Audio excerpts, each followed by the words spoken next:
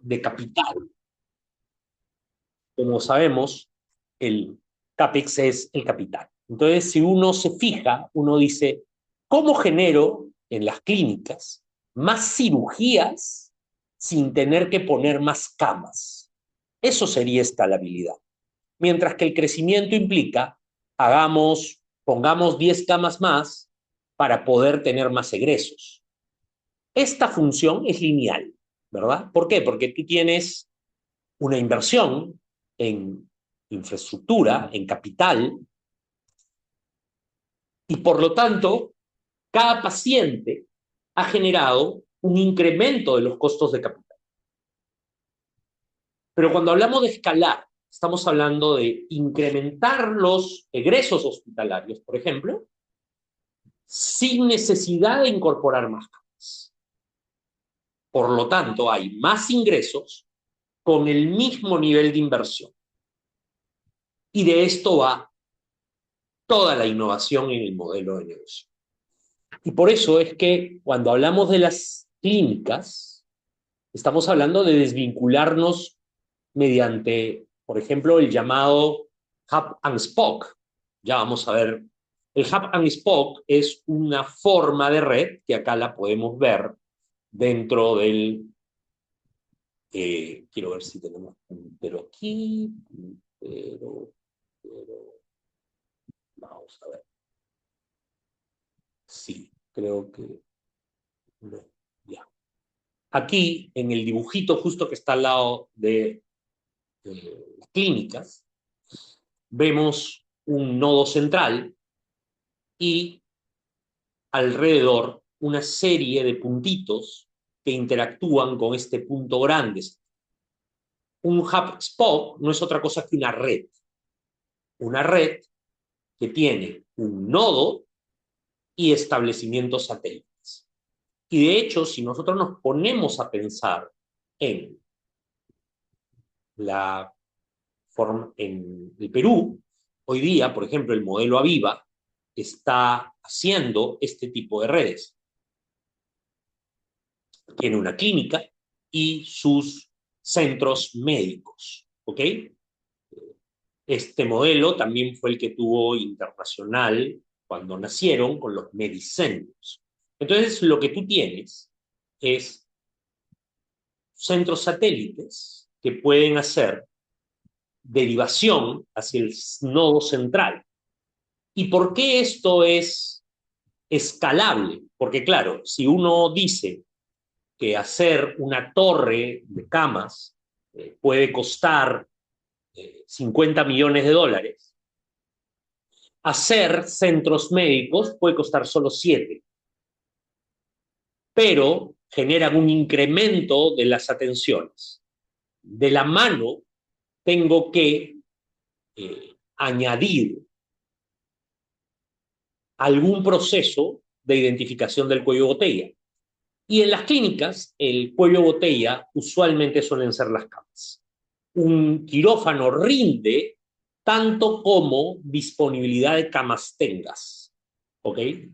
Entonces, ¿cómo hago que ese cuello de botella responda sin meter una cama más?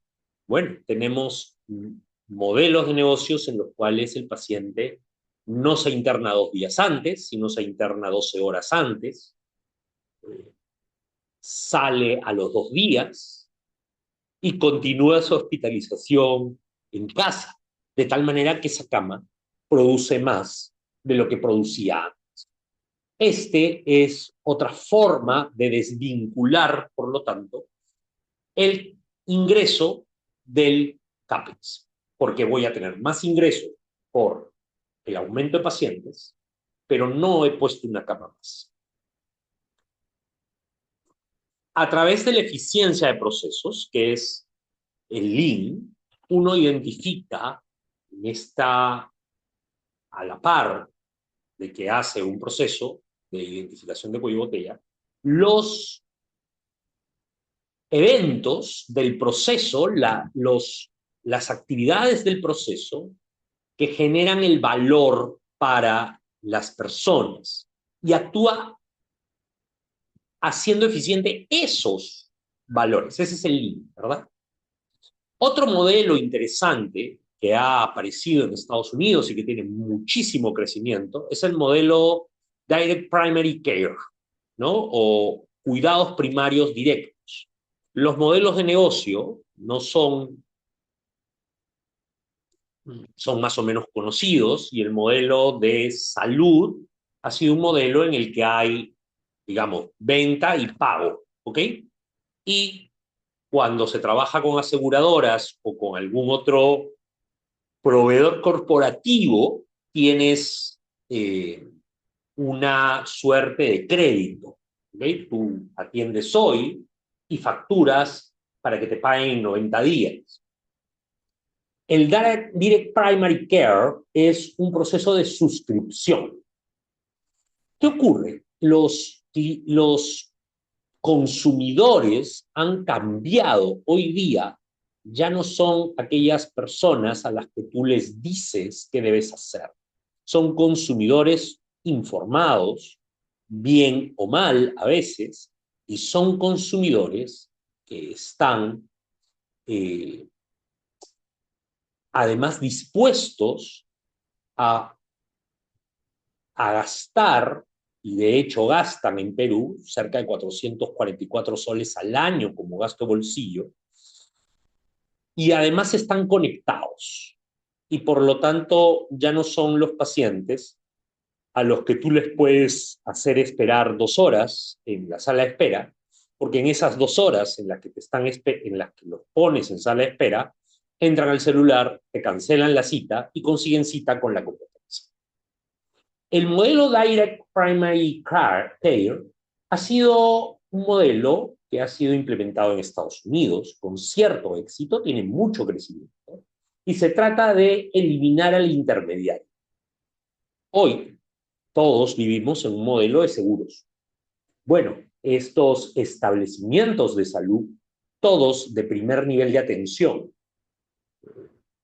decidieron no trabajar con aseguradoras, ni con Medicare ni con Medicaid, sino generar planes de tarifa plana, modelos de suscripción, tipo Netflix. Así como pagas tu Netflix todos los meses, tú pagas en una red de consultorios privados o de centros privados que pueden tener algunos niveles de complejidad, algunos pueden tener laboratorio o imágenes,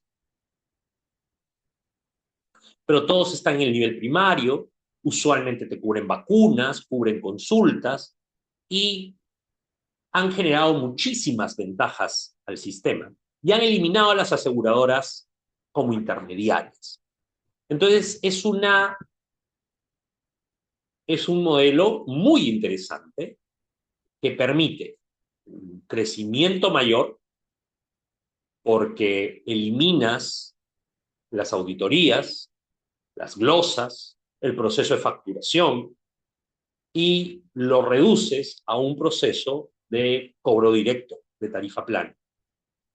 La desventaja que tiene es la misma que tienen las cápitas. Como es un pago fijo, se han visto también procesos de selección adversa, pero este modelo está funcionando y está creciendo de manera muy interesante en los Estados Unidos. Luego, si tú estás en la industria farmacéutica, tú tienes dos tipos de escalabilidad. Una escalabilidad tiene que ver, sobre todo si eres de la industria farmacéutica de innovación, tiene que ver con cómo logro que la molécula salte del laboratorio a la cadena de producción. ¿Cómo lo hago? ¿Cómo doy el salto para ahorrarme tiempo, que significa dinero, y paso del laboratorio al área de producción masiva de medicamentos?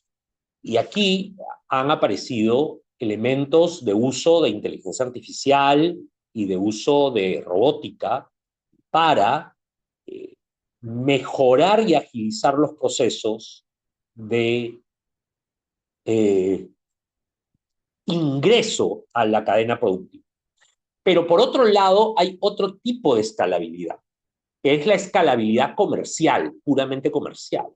Es decir, cómo aseguro vender más unidades sin tener, por ejemplo, que gastar en incorporar y pelear con la competencia. Como logro esa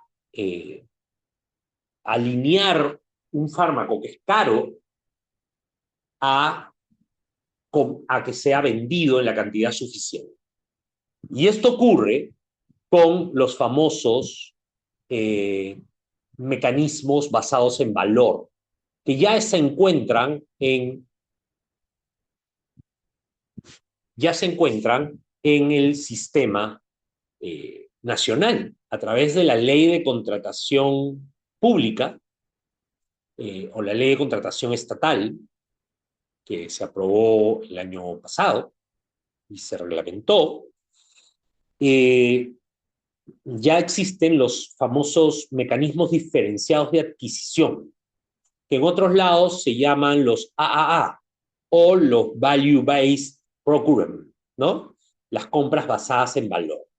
¿Qué quiere decir? Que el laboratorio ya no te está vendiendo el medicamento solo como molécula, te está vendiendo un resultado clínico. Es decir, el laboratorio ya no se presenta a una licitación en donde va a competir por precio, sino que actúa en una negociación con las autoridades, con las empresas, y les dice, te doy un medicamento oncológico o un medicamento para la diabetes, fijamos un resultado clínico. Yo te aseguro que con este medicamento tú vas a lograr un control en 15 días de la hemoglobina glicosilada y lo vas a mantener así durante un año. Si estos resultados se cumplen, tú me pagas. Si no se cumplen, no me pagas. Asumo el riesgo. Son contratos de división del riesgo. Pero con esta medida, lo que han logrado es mejorar la venta sin tener que hacer una inversión en la competencia de un proceso de contratación o la inversión y el costo de transacción que significa convencer de las bondades del medicamento al área administrativa. Si tú estás en la farmacia, antes de comenzar, si tú estás más bien en el retail, o sea, en la farmacia de la calle, en el Mifarma, en el Intafarma, etc. Aquí los temas más importantes son, ¿vale la pena abrir una, una sede más, alquilar un local, alquilar varios locales para hacer crecer? ¿O la escalabilidad está en otras formas? Y efectivamente, si estamos hablando de alquilar un local, es lo mismo que construir una torre de consultorios. Estamos hablando ahí de incrementar el CAPEX. Lo que tenemos que hacer es más bien mejorar nuestro sistema de ventas. Entonces yo puedo unificar el almacén de las farmacias en uno solo, tener un sistema ágil de abastecimiento con almacenes muy pequeños en cada local y tener un ERP, ¿no? O sea, un ERP es un software de planificación de recursos, ¿verdad? O sea, son estos softwares administrativos que manejan toda la cadena de abastecimiento, compra, etcétera. De tal manera que tengo mis farmacias interconectadas, los stocks los manejo y además desarrollo una propuesta omnicanal y e-commerce. Entonces, no es casualidad que ustedes hayan visto, no es casualidad que ustedes hayan visto que las farmacias tienen sus páginas web y venden a través de las páginas web o a través de estos sistemas de pedidos ya, etcétera. lo que ocurre ahí es que están aprovechando precisamente un costo bajo en inversión, porque la tecnología no genera gran CAPEX, y están incrementando las ventas, con lo cual están logrando lo que queremos, escalar, crecer sin incrementar el costo de activos. Y en el caso de unas IAFAs privadas, ¿cuál sería su forma de escalar? Pues su forma de escalar sería como en su caso, ustedes saben, una aseguradora, mientras más reclamaciones tenga, las reclamaciones son la cantidad de siniestros que son reclamados, ¿no? En el caso de una EPS, una IAFAS en general, significa cuántos expedientes llegan para facturación. ¿Ok? Cada expediente de facturación es una reclamación en segundos. Entonces, normalmente cuando suben los pagos, cuando suben la cantidad de siniestros, de la misma forma suelen subir los costos de operación. ¿Por qué? Porque hay que hacer auditorías, porque hay que hacer auditorías, hay que hacer eh, gestión de expedientes, hay que hacer liquidaciones. Y entonces, ¿cómo escalar aquí? Escalamos creando lo que se llama elasticidad actuarial. ¿Ok? La elasticidad actuarial es, por ejemplo, poner un software de inteligencia artificial que pueda hacer la, que pueda hacer la auditoría médica sin necesidad de tener más auditores y pueda hacer la auditoría de los expedientes y pueda generar el proceso de liquidación. Entonces, como ven, no es cuando hablamos de innovación en el modelo de negocio, efectivamente tiene que ver con algunas cosas de tecnología nueva, pero siempre y cuando eso genere una mejora en los ingresos con menos costo. Es decir, no estamos hablando aquí de vamos a comprar un robot, ¿ok?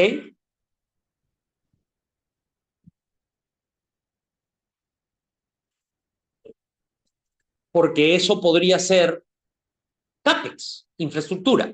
No, estamos escogiendo el proceso que queremos volver eficiente porque es un cuello de botella y queremos que los incrementos de ventas estén disociados del incremento en los costos de inversión de activos. En un laboratorio, pues la centralización del procesamiento, tener tomas de muestra. Creo que los laboratorios en Perú son los que más han implementado esta idea de escalabilidad y es probablemente uno de los modelos de negocio que tiene una escalabilidad mucho más sencilla, igual que los centros de imágenes. Hoy día tú puedes leer desde cualquier lado y puedes efectivamente tener lecturas. Pero a ver, ya hemos hablado de que esto es escalabilidad, pero la escalabilidad no va a funcionar porque sí, no son recetas estáticas que yo pueda implementar. Van a ocurrir en un entorno. Y aquí es donde la cosa se pone seria. Usemos una herramienta que ustedes van a aprender a utilizar en el MBA de la Universidad Norbert Wiener, que es el análisis Pestel. El análisis Pestel nos permite hacernos una idea de el entorno en el cual nos desarrollamos a través del análisis, como sus siglas lo dicen, político, económico, social, tecnológico, ecológico y legal. Y entonces aquí efectivamente hay una proyección interesante de parte del BCR de que nos esperan este año y el próximo un crecimiento importante. Además, este crecimiento de 3.2 proyectado obviamente va a impulsar el consumo, va a impulsar que más gente busque el consumo privado a pesar de tener algún asegurador público. Como contraparte de esto, hay una advertencia interesante. Hay una inflación médica proyectada en 11.9% para Latinoamérica. En Perú no ha crecido tanto, afortunadamente, pero este es un problema porque asociado luego, como vamos a ver, a un cálculo de déficits de, de médicos, vamos a tener algunos problemas para incrementar oferta a gran escala si estamos pensando de manera tradicional. Y por el lado social, sabemos que hay demandas casi inelásticas. Los pacientes están gastando 444 soles anuales y además ya sabemos que más del 70% de la población tiene enfermedades crónicas, que son pacientes que no van a requerir un tratamiento hoy, sino todos los días por el resto de su vida. En contraparte, tenemos algunos problemas en el entorno. En el entorno más cercano estamos en medio de un proceso electoral y con una alta probabilidad de tener nuevamente medidas populistas, demagógicas, que busquen, por ejemplo, la expropiación de bienes o el control tarifario. Y entonces, por el lado legal, además, tenemos trámites que demandan 18 o 36 meses, como en el caso de la categorización, que genera problemas de inicio y para la inversión y agrega un costo operativo importante a las CIPRES, sobre todo a las CIPRES formales que trabajan con aseguradoras. En el caso tecnológico, hay algunas normas. Acá hay un error, perdonen, no es la 373, la directiva, es un pequeño error.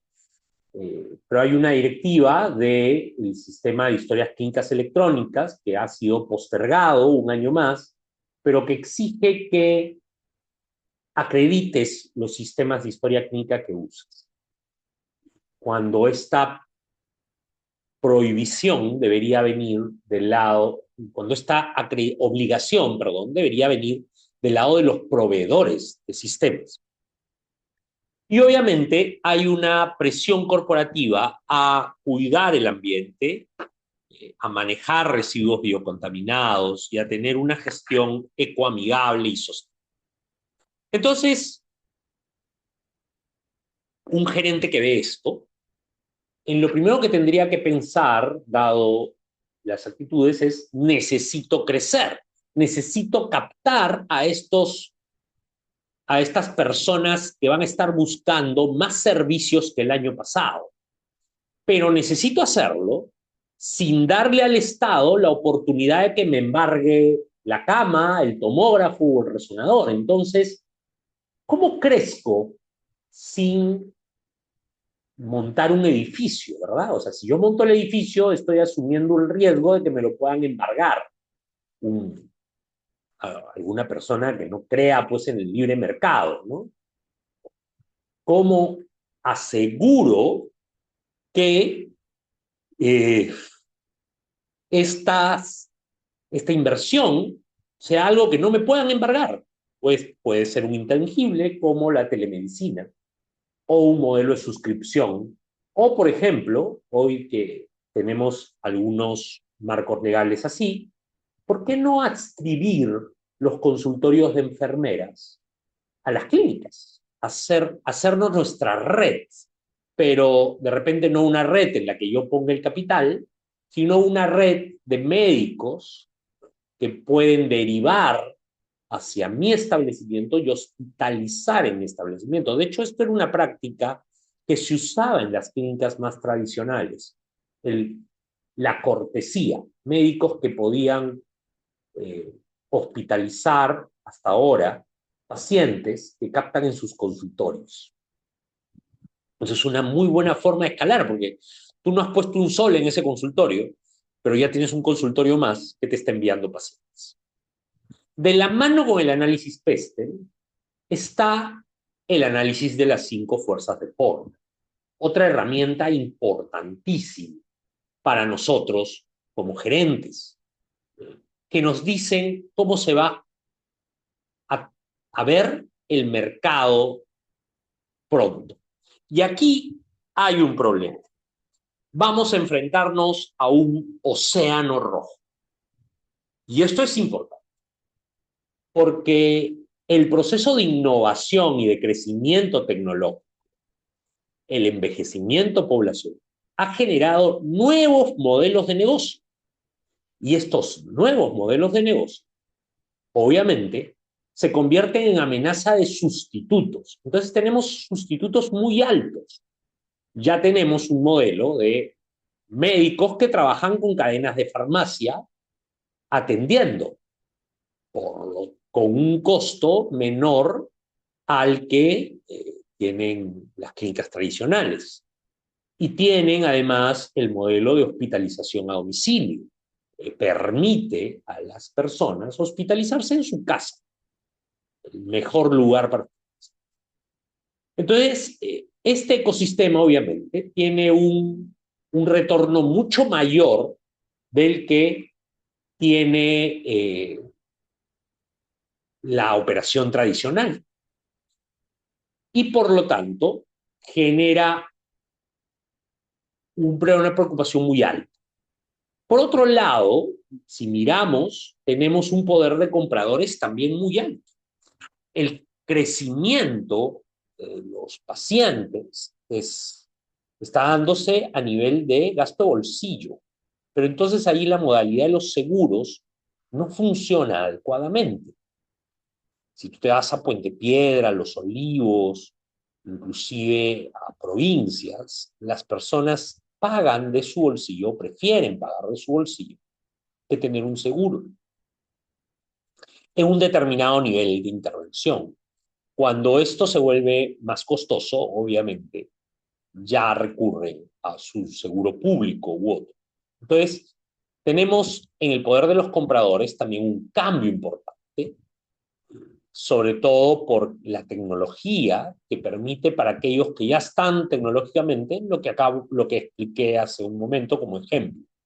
La persona que en la sala de espera se aburre de esperar, cancela la cita y saca cita con la clínica del costado.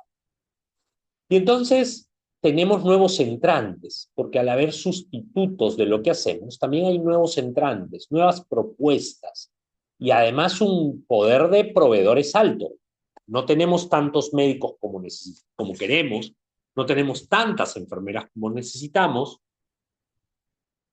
Y claro, esto amarrado a la forma en la que regula eh, nuestro sector, el ministerio, hace que sea muy difícil gestionar determinados servicios. Esto genera rivalidad. Entonces, lo que se espera en un nivel es una rivalidad por tarifas, una guerra de precios. ¿Qué hacemos entonces? Pues innovar. Y ahí es a donde va. Una de las formas de innovación, que es transitar, como aquí dice, de un modelo a otro, ¿no? Transitar del modelo de competencia por volumen, en el cual estamos llenos de infraestructura, metemos más camas para atender más pacientes, etc. y tenemos un costo de facturar y retornar, pasamos a un modelo de innovación en valor. Michael Porter presenta esto en su famoso libro sobre la medicina basada en valor, hablando de que el sistema tradicional, el del Océano Rojo, ha llegado a una suma cero, es decir, nadie gana, ¿no?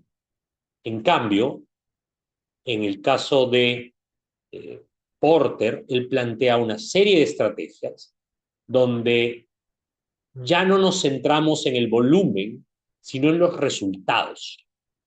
¿Cómo garantizamos resultados? ¿Cómo reducimos los costos operativos, pero a la vez elevamos la utilidad clínica y mejoramos la experiencia del paciente? Y esto va de la mano con una herramienta financiera que es el costeo de actividades basadas en el tiempo, el famoso TDABC, ¿no?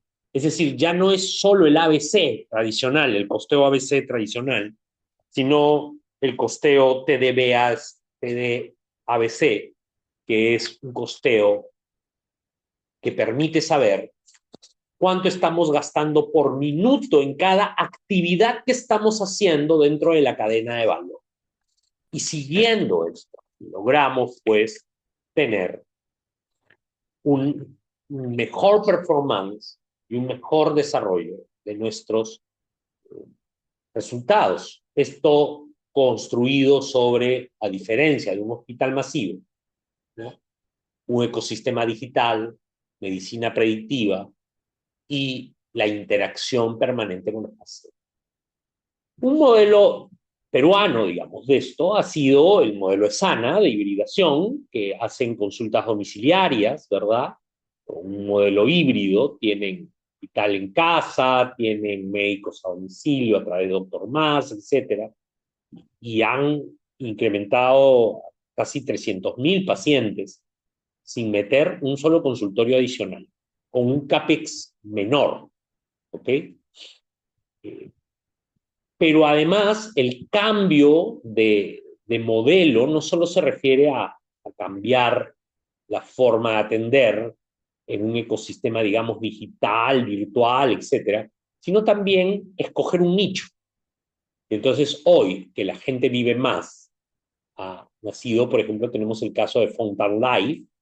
Fontan Life es un B2C, ¿no?, que ofrece la prevención de la prevención, es decir, te hacen genómica para determinar, antes de que desarrolles la patología, qué enfermedades puedes desarrollar a tratar y tratarte para que en lo posible no las desarrolles, llegando a envejecer adecuado.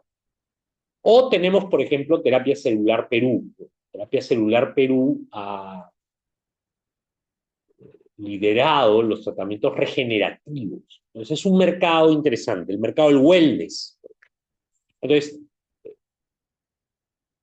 no solo tratas de cambiar tu valor en innovación basada en valor, sino que puedes saltar a otros nichos que no están controlados por los seguros, que fue lo que le pasó a Direct Primary Care, que básicamente fue eliminar a las aseguradoras como intermediarias. Es decir, dijeron, yo no trabajo con Medicare, yo no trabajo con Medicaid, a mí me paga el paciente directamente, me olvido de las auditorías, etcétera, y está creciendo a un ritmo aceleradísimo. Entonces, cuando pensamos en innovación, en los modelos de negocio, tenemos que dejar de pensar en algo complejo, costoso y muy específico. No, la innovación significa cómo logro hacer que precisamente eso que es complejo, costoso y muy, la palabra es exclusivo, se convierta en algo económico, simple y masivo. ¿Cómo lo logro? Y claro, uno puede preguntarse, doctor, entonces, ¿las clínicas tradicionales ¿Van a desaparecer? Y la respuesta podría ser que sí, las clínicas tradicionales desaparecerían si es que mantienen un modelo rígido, un modelo basado en la expansión de infraestructura, es lo que hemos venido diciendo. Si solamente creces pensando en la infraestructura, sí, es probable que caigas en un problema. Y aquí viene un problema que tiene que enfrentar el CEO. Porque tú puedes tener un CEO que es un excelente clínico, un CEO que viene del mundo de la ingeniería financiera, ¿no? Pero que no conoce el sector. Entonces, un CEO que es un gran ingeniero financiero, pero que no conoce el sector, va a llegar a recortar costos. Eh, y eso no es la solución. Y uno que está pensando solamente en la parte clínica y no tiene una visión financiera del sistema, puede estar pensando en comprar 2 o 3 robots y lo que está haciendo es generando una espiral que se llama la espiral de la muerte actuarial. Esta espiral de la muerte actuarial que ha sido descrita en varios modelos de establecimientos con un modelo rígido industrial, digamos, ¿no? Basados en infraestructura, etc. Lo que ocurre es que se enfrentan al margen operativo. Cuando tú inviertes mucho en capital o generas deuda, lo que estás generando es deuda. Yo me compro un nuevo resonador, un nuevo tomógrafo, o construyo una nueva torre. Estoy generando una deuda. Tengo que pagar.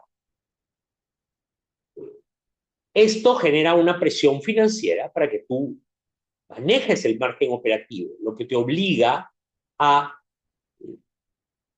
o reducir los costos, eliminando cosas que para el paciente pueden ser interesantes. Por ejemplo, antes tenías valet parking y resulta que ahora no lo tienes. Resulta que para los pacientes ese era un elemento de valor, o el cafecito de la sala de espera.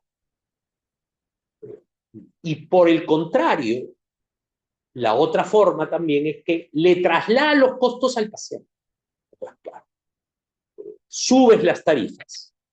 Lo que va a ocurrir cuando subes las tarifas es que vas a alejar a los pacientes sanos.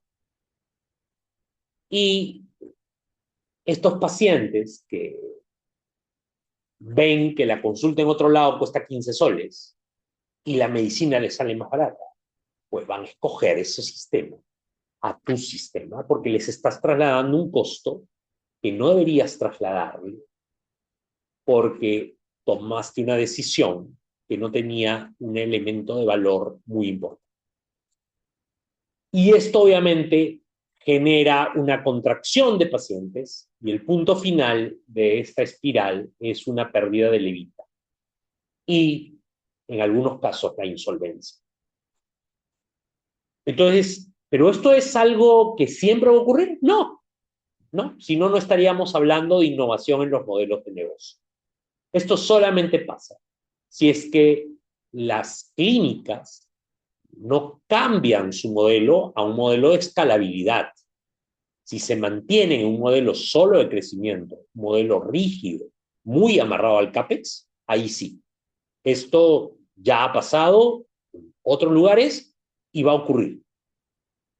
Porque en algún momento los pacientes van a dejar de sentir la posibilidad de que les traslades el precio. Pero además, cuando tú quieres trasladar el precio se lo trasladas a la aseguradora y la aseguradora no te lo hace, ¿verdad? Entonces, ¿qué debe hacer una clínica para no morir? Imaginémonos una clínica de nivel 2. Lo que tiene que hacer es crecimiento sin ladrillo o desmaterialización corporativa, como se denomina. Entonces, ¿qué ocurre? Digamos que ustedes son el CEO de una clínica mediana de nivel 2 que no tiene capacidades para crecer en camas. Pues lo que pueden hacer es pasar a un modelo disruptivo. ¿Y qué modelos disruptivos tienes? Tienes el Direct Primary Care, que ya lo hablamos. Hay un modelo interesante que ha nacido acá en el Perú también, que es el coworking médico. No sé si lo han escuchado. No sé cuántos han escuchado hablar del coworking médico. El coworking médico, ¿no? Que tenemos la Torre Médica San Isidro y médico. Médico también está en San Isidro. Lo que tienes es una infraestructura que la puedes contratar por paciente, por hora, por día, por semana, por mes, y entonces no tienes que hacer ningún tipo de inversión. Ya alguien la hizo por ti. Tú atiendes a tus pacientes. Tenemos estos dos ejemplos, en los cuales puedes decir, oiga, necesito un consultorio para las 7 de la noche del día tal. ¿Tendrás? Sí, ya. Tengo un paciente para ese día. Listo, por paciente, por día, por hora. O modelos SaaS, o sea, servicios amarrados a nube, ¿no? Startups tecnológicas, automatización robótica, auditoría con inteligencia artificial, telemedicina. Obviamente no son modelos fáciles de anclar, pero son modelos que te permiten, en este caso, en el que no puedes hacer una inversión chiquita para poner un consultorio más fuera, ¿no? Porque claro, el modelo HubSpot necesita que tú puedas poner un medicentro, ¿no? Puedes poner un centro médico, un consultorio satélite, no sé, pues tú estás acá en Javier Prado y vas a poner uno en Basadre, ¿sí? O vas a poner el otro en Domingo Cueto, frente al Rebagliati. Pero su sede es aquí. Entonces, pero no te alcanza para eso. Entonces, lo que puedes hacer es virtualizar y hacer, digamos, más consultas con menos infraestructura. Puedes poner un auditorio convertido en una sala de telemedicina y estar atendiendo ahí 10 o 20 veces más pacientes de los que estabas atendiendo antes. Y una cosa que ocurre en el mundo cuando se ve la escalabilidad es que uno dice, se enfrenta siempre a esta cuestión de el make or buy, ¿no? Make or buy, o lo hago yo o lo compro. Esta es una de las decisiones gerenciales importantes. Cuando tú dices, oiga, vamos a abrir un centro de imágenes, bueno, ¿lo hago yo o lo compro? Lo compro hecho. Normalmente lo compramos hecho, lo tercerizas, ¿no? Tercerizas un servicio de imágenes, tercerizas el laboratorio, el banco de sangre, etc. En el caso de la innovación tecnológica, varias consultoras Big Four han visto a nivel mundial que el sistema está yendo hacia lo que se llama el M&A, ¿no? MIA, lo que se llama fusiones y adquisiciones. Es decir, oye, en vez de comprarte tu software de historia clínica, mejor te compro acciones de la empresa. Y nos asociamos, ¿ok? Asociamos el negocio y pones tu aplicativo en mi operación y yo te doy la operación. Y claro, sí hay una factura intermedia, pero ya no es la que me cobraría si yo solamente fuera un cliente, ¿no? Entonces, hay empresas que están absorbiendo, empresas de salud, que están absorbiendo startups en Estados Unidos y en otros países de health tech. ¿Para qué? Para acelerar su proceso de innovación. Es decir, en vez de ponerse a desarrollar su software in-house, están asimilando a otra empresa que ya lo hizo y están instalando y generando procesos de cambio en mucho menos tiempo. ¿Y por qué es importante esto en Perú de repente? Porque efectivamente en Perú también hemos tenido un crecimiento importante y acelerado de startups. Muchos de ustedes deben haber visto muchas startups que vienen a venderles sistemas. Entonces, claro, la pregunta es, ¿se los compro o le compro las startups? O hacemos un joint venture, o hacemos una negociación de capital, y me vuelvo el inversor de tu sistema y tú lo pones. Y acelero mi evolución hacia el sector tecnológico, logrando crecer en algo que si entra un gobierno que expropia, pues no te va a expropiar el software, ¿no? No te lo va a expropiar. Te puede expropiar el edificio. Y entonces ya hemos visto que efectivamente una clínica no está condenada al fracaso, no está condenada a morir, pero hay unas clínicas especiales, ¿no? ¿Qué pasa si yo soy el gerente y resulta que los accionistas son médicos que a su vez son los proveedores en el establecimiento? Entonces, el accionista es el cirujano, el intensivista, el ginecólogo, el de laboratorio, el de farmacia, el de resonancia, el de banco de sangre, etc. Y ellos son, además de ser propietarios de su servicio y por lo tanto proveedores que me facturan todos los meses un gasto corriente, son a su vez los dueños del negocio, por lo tanto son accionistas, de repente están en el directorio, y entonces, ¿cómo escalo en este tipo de negocio? ¿Cuál es la forma de escalar aquí? Aquí hay un riesgo estructural. Ese riesgo estructural se llama self-dealing o autorrecomendación. Es decir, el, el médico que, como es dueño del laboratorio, por ejemplo, va a hacer que le referencien todas las pruebas que sean necesarias, por lo tanto va a facturar pruebas. O el cirujano, que es accionista, pero como es el cirujano, atiende ahí y resulta que opera en otra clínica. O tiene una caja paralela, ¿no?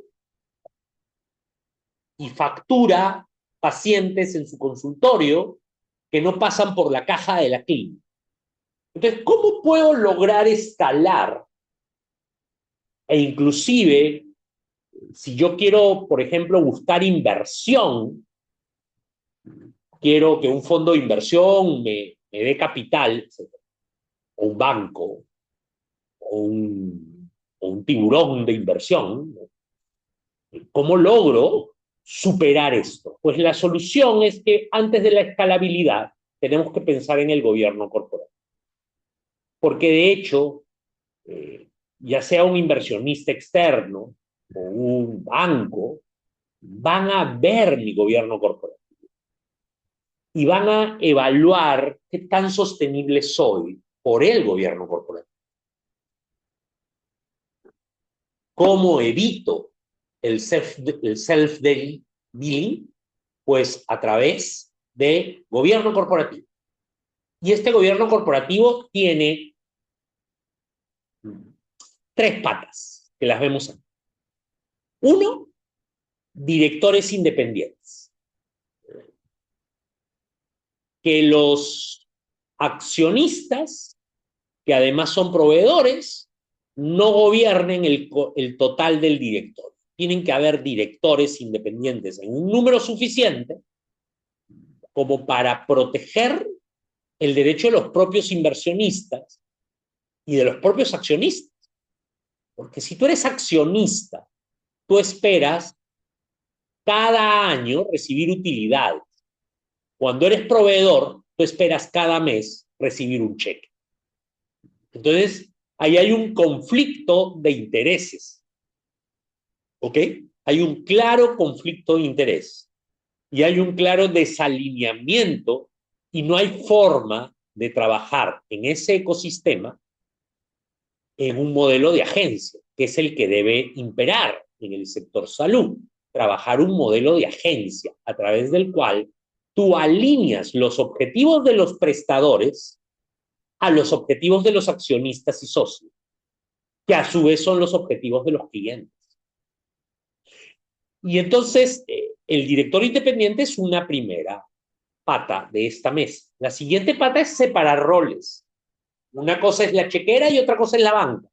Y entonces, tener un reglamento estricto de prácticas éticas y de sanciones, un manual de gobierno corporativo por el cual los accionistas y los directores tienen reglas que no les permiten hacer autorreferenciación o sobreexplotación o hacerle trampa a la caja, ¿verdad?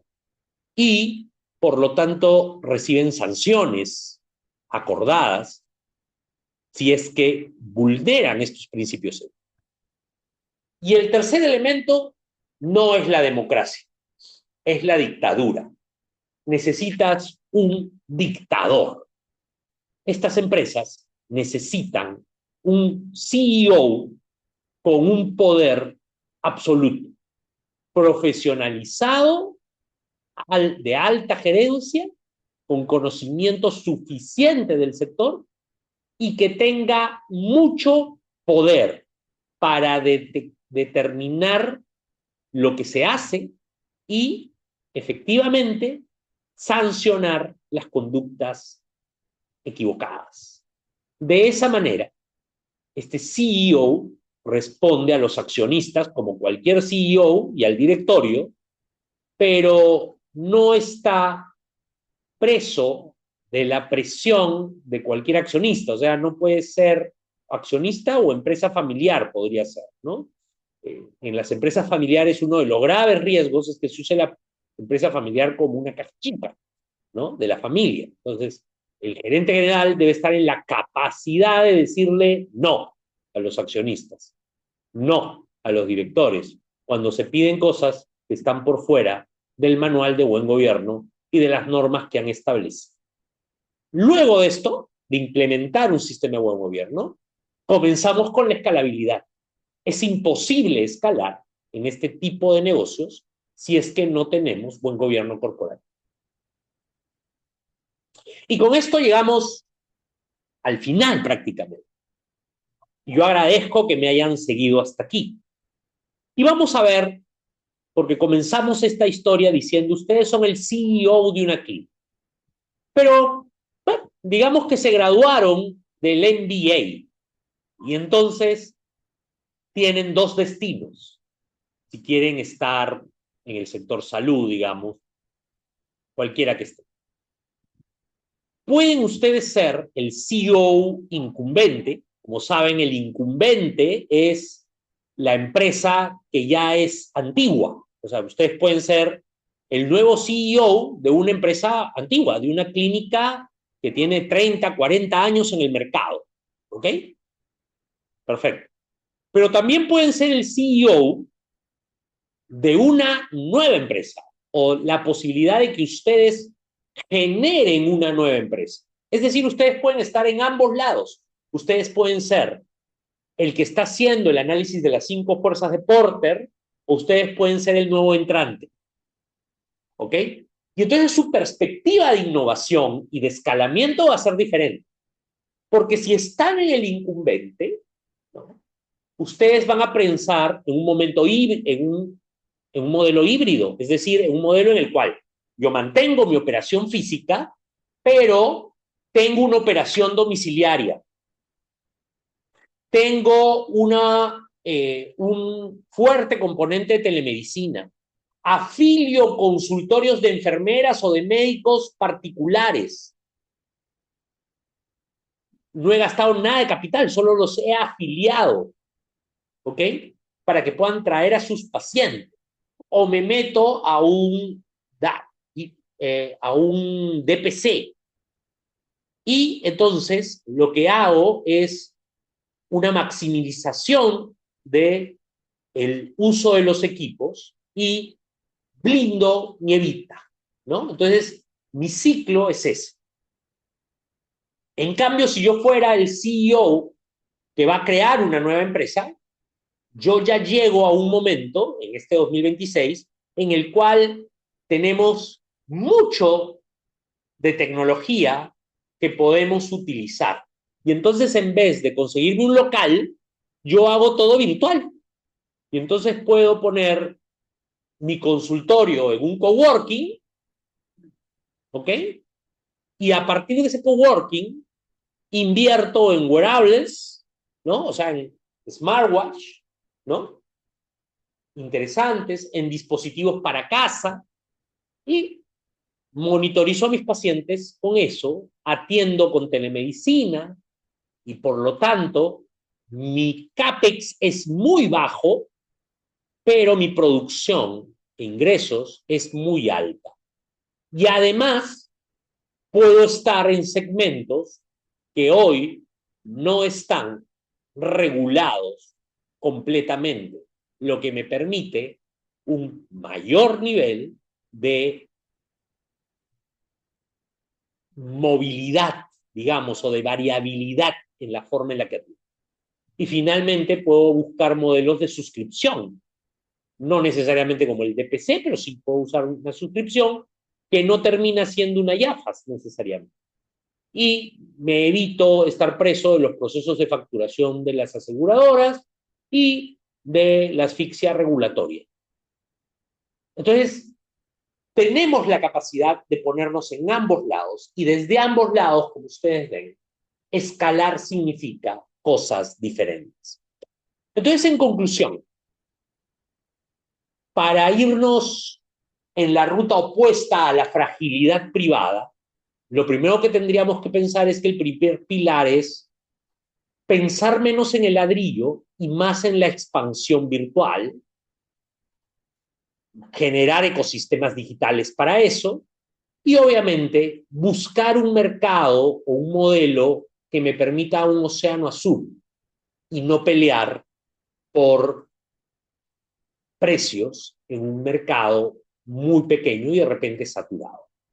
Yo agradezco con esto la presentación y a la universidad por permitirme hacerla. Muchísimas gracias. Muchísimas gracias al Por doctor compartir. Hernán Ramos por la presentación interesantísima, aclarando muchos aspectos. Y consultamos y preguntamos a nuestra sala si es que tiene alguna consulta, alguna pregunta respecto al tema abordado por el doctor. Los invitamos y les invitamos a que puedan levantar la mano o escribir en el chat si es que tienen alguna consulta, opinión.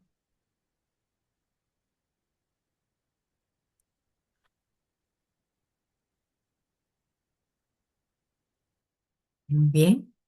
Como siempre y con todas las ponencias cuando la realiza el doctor, siempre las cosas están claras, así que le agradecemos por ello, doctor.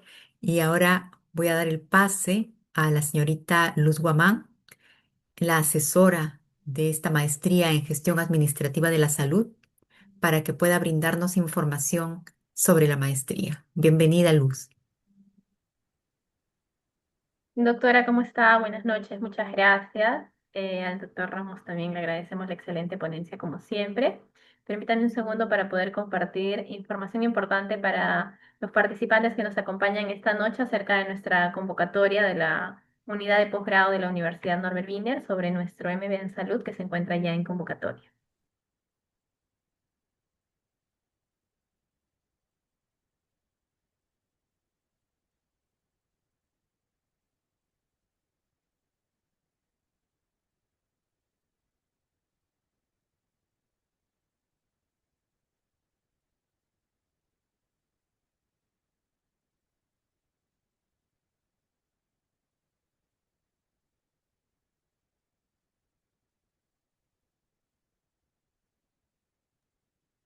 ¿Se puede apreciar? Sí, Ah, sí se excelente. aprecia. si se puede colocar en modo presentación.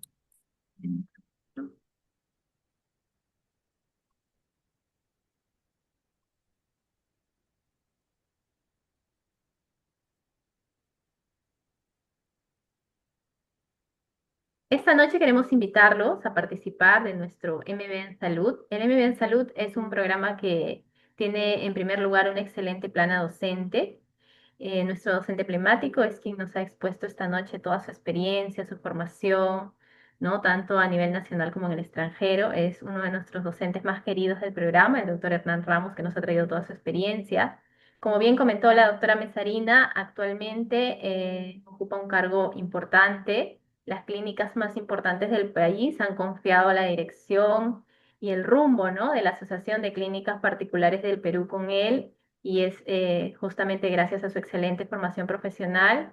Entonces es uno de nuestros docentes que apreciamos mucho, la doctora Mesarina, también con toda su experiencia y tantos años formando profesionales dentro de la unidad de posgrado. La Universidad Norbert Wiener este año también estamos cumpliendo 30 años de experiencia formando profesionales en el ámbito de la salud, y siempre acompañado de la mano de excelentes docentes, ¿no? Vamos a compartirles actualmente la convocatoria. Le comento que estamos empezando clases este 25 de mayo. Nos encontramos todavía en proceso de matrículas para nuestro MBA en Salud. Les comento que este es el segundo año que tenemos ya una convocatoria exitosa en este programa. La modalidad es a distancia, así está registrada ante SUNEDU. Cuenta con los 48 créditos que exige además la ley universitaria para reconocer nuestra maestría como oficial. Esta modalidad permite llevar todas las actividades en modalidad a distancia, 100% virtual, y la duración de nuestro programa es de 16 meses. Son 4 ciclos continuos, por ello es que permite terminar el MBA en corto tiempo. En cuanto al horario, es un horario bastante flexible, y considerando que está enfocado en profesionales principalmente del sector salud que se desarrollan dentro de este ámbito. Miércoles por la noche de 7:45 a 10, sábados por la tarde de 4 de la tarde a 6:15, ¿no? Este horario de clases es semanal. En cuanto a los requisitos, es bastante sencillo, solamente les pedimos el DNI por ambas caras, ya sea pasaporte vigente o carnet de extranjería, una foto tamaño carnet para su carpeta de postulación, la ficha o la solicitud de admisión que nosotros proporcionamos. Y por supuesto nosotros nos encargamos también de validar el grado ante SUNEDU, ¿no? Solamente se requiere bachiller en adelante, ¿no? En la siguiente diapositiva van a poder apreciar la inversión. La inversión de nuestro MBA en la primera columna aparece la inversión regular, y por supuesto en la tercera columna tenemos la información para todos aquellos convenios vigentes. La universidad, a través de estos 30 años de experiencia, hemos ido forjando lazos institucionales con diferentes colegios profesionales. Este programa principalmente tenemos alumnos que pertenecen al Colegio Médico del Callao, tenemos profesionales que laboran dentro de MINSA, dentro de salud. Por supuesto, también tenemos profesionales que se desarrollan dentro del ámbito privado de la salud, que pertenecen a las clínicas más importantes, ¿no? A la Clínica Cayetano, la Centenario. Todas estas componen la Asociación de Clínicas Particulares del Perú, y todos aquellos que laboren en alguna de estas clínicas van a poder acogerse a este descuento por convenio.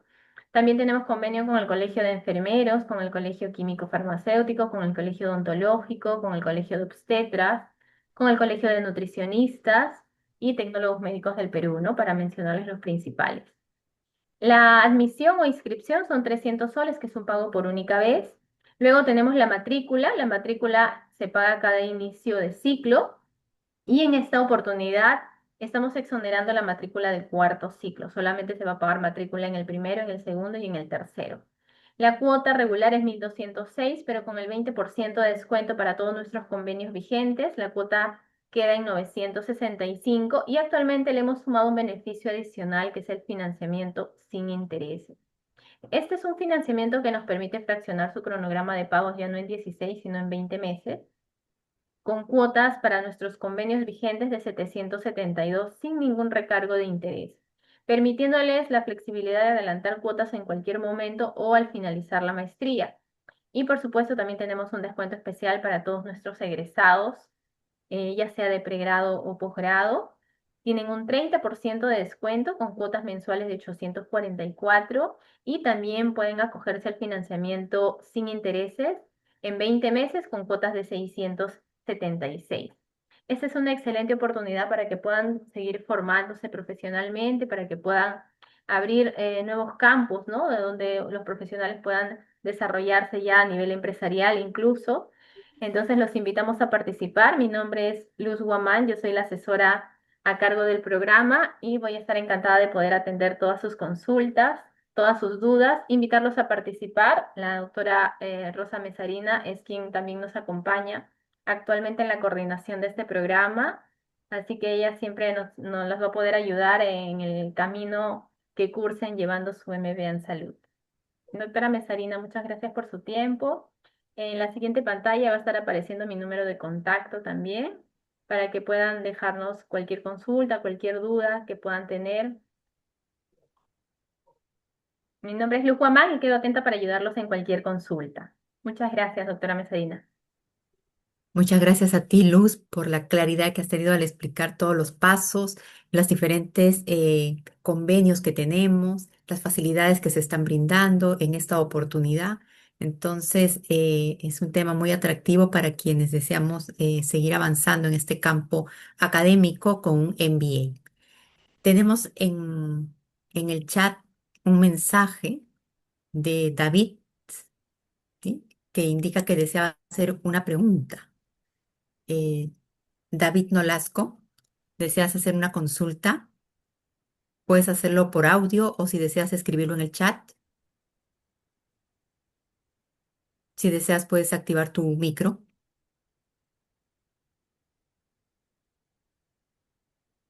David, ¿nos escuchas? ¿Qué tal? Buenas noches. Muy buenas Me noches, David. gustaría hacer una pregunta al doctor. Claro que sí. Te escuchamos.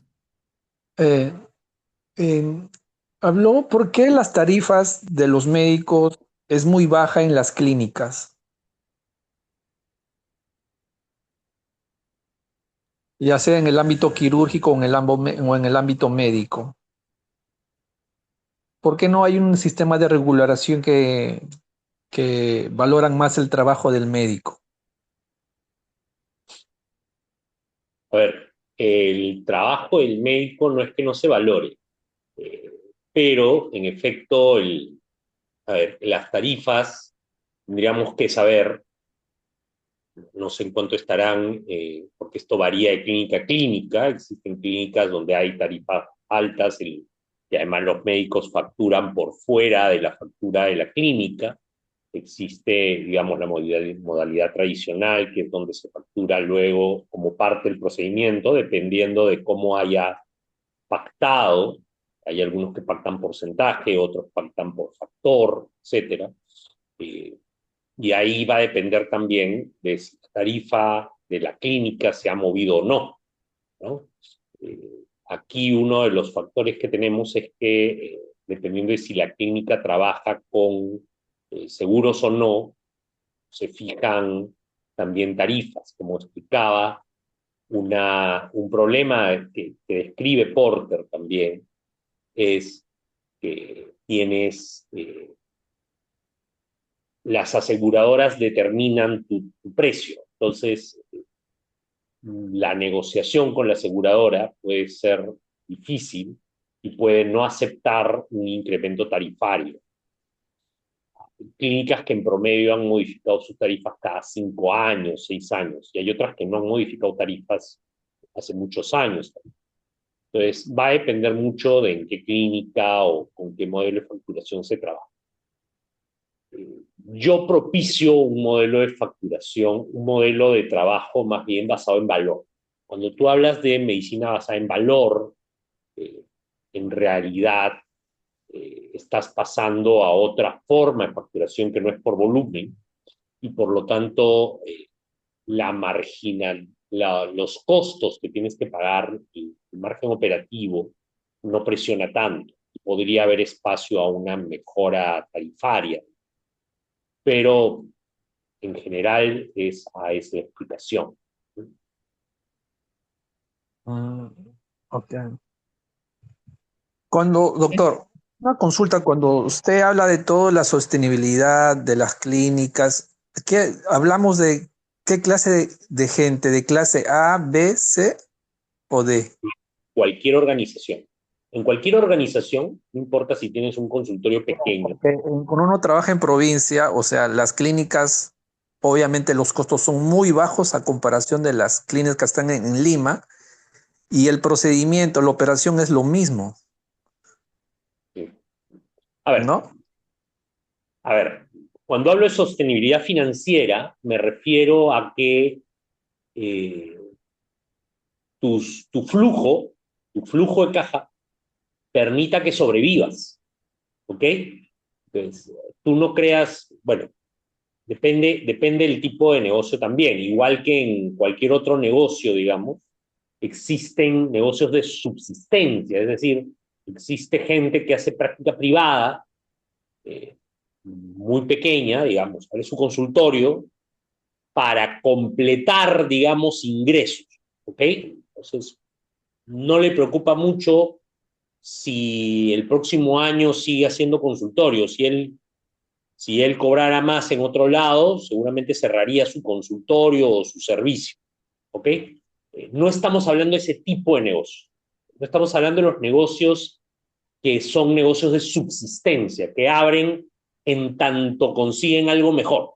Estamos hablando de un empresario que abre un negocio, un centro médico cualquiera, un consultorio, un laboratorio, un centro de imágenes, y que piensa que ese negocio crezca en el tiempo y que pasen 20 años y siga siendo vigente. Eso es sostenibilidad, es decir, ¿cómo garantizo yo que mi flujo de caja me permita un EBITDA? Y claro, cuando tú tienes el EBITDA y la utilidad, no la tienes para comértela, ¿okay? No la tienes para comprarte la casa, el carro, la tienes para asegurar el crecimiento de esa empresa y también tener utilidades para ti, pero usualmente inviertes la mitad por lo menos, ¿no? Los primeros años puedes invertir toda la utilidad que tengas, porque lo que tú buscas es que dentro de 20 años ese negocio sigue existiendo. Y esta es la historia de la mayoría de negocios familiares que hay en este país. Es la historia de esta universidad, es la historia de la Clínica San Pablo, es la historia, a eso le llamamos sostenibilidad. ¿Cómo logro persistir en el tiempo? O sea, si, ¿cómo logró Apple o Samsung seguir existiendo? Ford, ¿ok? Eso es sostenibilidad financiera. Y eso va de la mano con la escalabilidad, es decir, en algún momento tú vas a, no, si para crecer vas a tener que seguir invirtiendo en capital todo el tiempo, vas a tener un problema de crecimiento, vas a estar muy presionado por los costos y efectivamente vas a terminar generando costos como tarifas bajas a los médicos, etcétera, porque estás básicamente gerenciando el costo operativo. Si tú logras desprenderte del CAPEX, esa es la idea de esta presentación, vas a tener un crecimiento que llamamos inorgánico y vas a poder generar un mayor margen y por lo tanto una mejor sostenibilidad. A eso me refiero con sostenibilidad.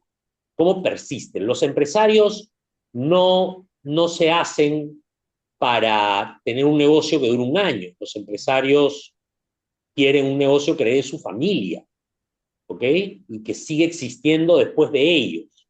Es un legado. Entonces, el MBA les va a ayudar a salir del tema de yo cuando soy empresario estoy pensando en el día a día, no, estoy pensando en el futuro. Eso es un empresario. Una consulta, por ejemplo, si usted es empresario, usted tiene una clínica muy famosa, ¿cómo usted sostiene a un profesional, un especialista, para que no se vaya de esa clínica? Porque acá, por ejemplo, hay inteligencia artificial que dijo cuáles son las tarifas de clínicas privadas en el Perú. oscilan de entre 45 a 150 soles y clínicas muy altas y ubicadas en buenos sitios, ¿no? Yo digo, a eso yo también soy colega y a veces me, me desconcierta por qué pagan tan bajas las tarifas de las clínicas de 45 a 150. ¿Qué sentido tiene atender así en las clínicas, digo? ¿Cómo sostiene? O sea, nosotros más trabajamos para las clínicas, encima damos recibos por honorarios y encima más lo bajan el presupuesto de lo que uno gana. Y esto sale por inteligencia artificial, por eso va a mi consulta, porque siempre se ha hablado cuando hay elecciones de colegios médicos a nivel nacional, se tiene que cambiar las tarifas de las clínicas para los médicos, ¿no? Y nunca, yo ya voy como 20 años de médico y siempre casi van con tarifas muy bajas. Uno de los principales riesgos que yo he explicado ahora es precisamente el riesgo político de que haya control de precios. Si hay control de precios, lo que va a ocurrir es que no vas a tener inversión privada. Vas a cerrar clínicas, lo que va a haber es mercado negro, ¿no? Exacto. Más bien, cuando estamos hablando de una empresa, porque ojo, ustedes entran en un MBA, ustedes están saliendo para hacer su propio emprendimiento, para hacer su empresa, para ser el CEO de una empresa. Y entonces, efectivamente, lo que tú has tenido en el modelo tradicional es un modelo en el cual la organización depende del prestigio del profesional, ¿no? Entonces tú tienes profesionales marca. Y en realidad lo que tú debes migrar es a tú ser el que se posiciona. O sea, la organización se posiciona y la organización interactúa con el paciente. Por eso la medicina basada en valor habla de los PREMS y de los PROMS. O sea, hablamos de la experiencia del usuario. No es yo tengo acá al doctor tal. No, es en esta clínica tu experiencia es buena. No importa qué doctor te atienda. ¿Ok? Entonces, cuando hablamos de la escalabilidad y cuando estamos hablando de la medicina basada en valor, estamos hablando de que la organización logra relacionarse directamente con el usuario. No es el doctor el que se relaciona, es la organización la que se relaciona. Adicionalmente, la relación médico-paciente. No estoy hablando de la relación médico-paciente. Estoy hablando de la relación que hace que el paciente decida venir a la clínica. Efectivamente, la pregunta es, ¿por qué viene el paciente a la clínica? Y justamente lo que tú mencionas es verdad. Hay clínicas a las cuales hoy día, que no se aplican esta suerte de medicina en valor, hoy día, ¿cómo decide el usuario? El usuario decide por el nombre del médico, el usuario decide por la tarifa. ¿Ok? Entonces, hay mercados, hay regiones, efectivamente, en donde la guerra de precios es mucho más grande. Y entonces, efectivamente, estás obligado a bajar los costos. Y esa bajada de costos va con problemas de estándares, de calidad, ¿no? Pero hay otras que están trabajando ya en PREMS y PROMS, que es parte de la metodología de la medicina basada en valor. Y si hubiera PREMS y PROMS, el paciente ya no escoge por referencia o porque alguien le dijo, o porque este médico es muy famoso, o porque la clínica es más barata. Va a escoger porque aquí hay mejores resultados clínicos, va a escoger porque aquí hay la mejor experiencia del usuario, etc. Esa es la idea de cuál es el rol de quien tiene que dirigir y liderar una organización de salud, que es la idea de un MBA. La idea de un MBA es formar a estos líderes y por lo tanto entrar en este modelo de gestión que permita que tu institución logre un posicionamiento dentro del mercado o encuentre un nicho que te permita tener holgura, por ejemplo, en no estar en guerra de precios. Si tú estuvieras en un océano azul, que es lo que pasa con la terapia regenerativa, con el wellness, con muchas cosas, pues ahí, como no hay seguros, no hay no hay que el tarifario médico, ¿no? Hay otro tipo de negociación de ingresos, ¿no? Es distinto. Muchísimas gracias, doctor, por la respuesta a la pregunta que ha realizado David. Tenemos una pregunta más, si es factible, doctor, que está en Sí, el claro. chat. Muchas gracias, que es de Luis Basalar. Él consulta, en el caso de un centro médico de medicina física y rehabilitación y traumatología, ¿qué es más conveniente? ¿El ingreso particular o trabajar con aseguradoras? ¿Qué sería más rentable? Gracias. Lo más rentable va a ser, obviamente, lo que al menor costo te genere mayores ingresos. Eso es lo más rentable. Entonces, claro, eh, en Lima, en la Lima urbana, en la Lima central, acá en San Isidro, en Miraflores, es probable que la mayoría de gente trabaje con seguros, ¿no? Pero un pequeño centro médico tiene poca capacidad de negociación de repente, ¿ok? Entonces, eh, va a ser ahí, digamos, más recomendable, dependiendo de dónde esté el centro, trabajar de pronto con algún modelo de suscripción, ¿no?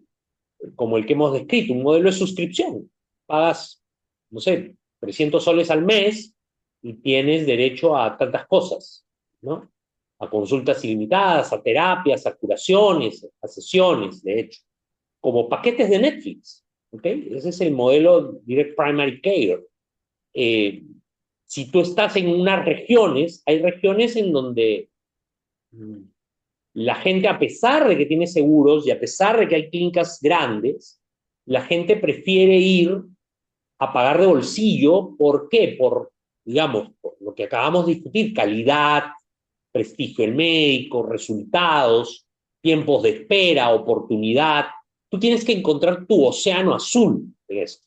Entonces, independientemente de si eres centro de rehabilitación, traumatología, cardio, gastro, etcétera, tienes que encontrar tu nicho en el cual, digamos, no hay competencia para ti, ¿no? Esa es la idea. Y eso lo haces a través de Porter y Pest.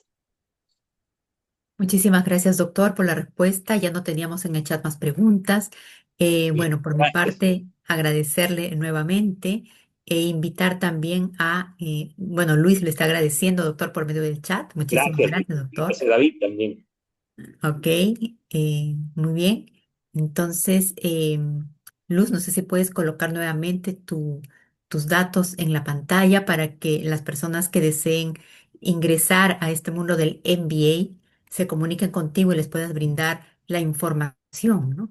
Ya que estamos dirigiéndonos a nuestros profesionales de salud que gestionan en el ámbito de la salud, en hospitales, en clínicas, en diferentes instituciones del sector que lideran, como lo mencionaba el doctor, que emprenden en esta área de salud y que buscan modificar, cambiar este sistema con una visión estratégica e innovadora. Por mi parte, le agradezco nuevamente, doctor, a usted la excelente presentación, la respuesta a las preguntas, a Luz, que nos acompaña siempre brindando toda la información dentro de la información general y todo lo que necesitan nuestros participantes para poder ingresar a este mundo del MBA. A Anthony, que nos está acompañando en el área tecnológica, y a todos nuestros participantes, muchísimas gracias por estar presentes y mostrar interés en desarrollar un MBA en salud. Muchísimas gracias y espero verlos pronto en nuestras aulas del MBA. Hasta pronto.